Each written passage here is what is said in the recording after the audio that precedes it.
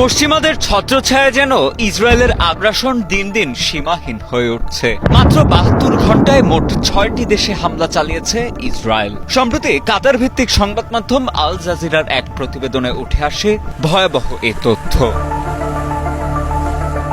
এতদিন ইসরায়েলি হামলা কেবল গাজায় সীমাবদ্ধ থাকলেও এখন সেখান থেকে প্রায় ২০০০ কিলোমিটার দূরে অবস্থিত কাতার, ইয়েমেন, তিউনিসিয়া, সিরিয়া ও লেবাননে একের পর এক হামলা চালিয়ে মধ্যপ্রাচ্যকে উত্তপ্ত করে তুলেছে দেশটি।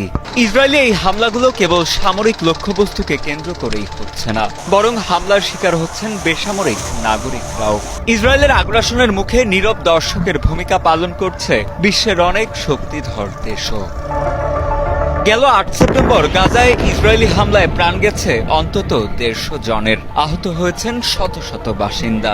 একই দিন লেবাননের বেকা ও হারমেলে ইসরায়েলি হামলায় নিহত হন অন্তত ৫ জন। সেদিন সিরিয়ায়ও হামলা চালানো হয় সামরিক স্থাপনা লক্ষ্য করে। পরদিন ৯ সেপ্টেম্বর তিউনিসিয়া উপকূলে ২টি জাহাজে সন্দেহভাজন ড্রোন হামলা চালানো হয়। এরপর ১০ সেপ্টেম্বর ইয়েমেনের রাজধানী সানায়ও বিমান হামলা চালায় ইসরায়েলি বাহিনী। ধারাবাহিক এই হামলায় সবচেয়ে চাঞ্চল্যকর ঘটনাটি ছিল কাতারের দোহায় হামাস নেতাদের একটি বৈঠক লক্ষ্য করে বিমান হামলা, যেখানে অন্তত ৬ জন প্রাণ হারান।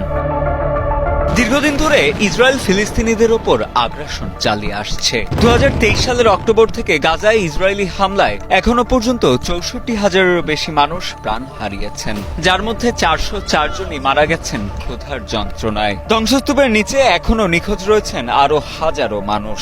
লেবাননে যুদ্ধবিরতি ভঙ্গ করে ইসরায়েল প্রায় প্রতিদিনই হামলা চালাচ্ছে। আর সিরিয়ায়ও বাশার আল আসাদের পতনের পর থেকে শত শত হামলা চালিয়েছে দেশটি। বিশ্লেষকদের মতে মধ্যপ্রাচ্যে ইসরায়েলের এই একের পর এক হামলা এ অঞ্চলের নিরাপত্তা ও স্থিতিশীলতাকে মারাত্মক হুমকির মুখে ঠেলে দিয়েছে।